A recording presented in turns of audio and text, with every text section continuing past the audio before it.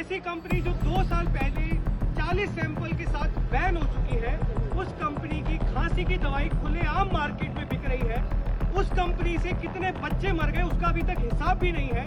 और गजेंद्र सिंह जी ऑनलाइन आकर कहते हैं कि भाई हमने तो कंपनी को क्लीन चिट दे दी। अगर आपने कंपनी को क्लीन चिट दे दी तो आपने उसकी बाकी दवाइयां बैन क्यों की? थोड़ी शर्म खाइए, उन माँ बाप के बारे में सोचिए जिन्होंने अपने बच्चों की जान गंवाई है। इन पे क्या बीती होगी, आपको ये थोड़ी सी भी शर्म है? ऐसी कितनी कंपनियां जो कि आप ही के ड्रग कंट्रोलर के फर्जीवाड़े के कारण 2 साल से चल रही है, उनको बंद कराइए।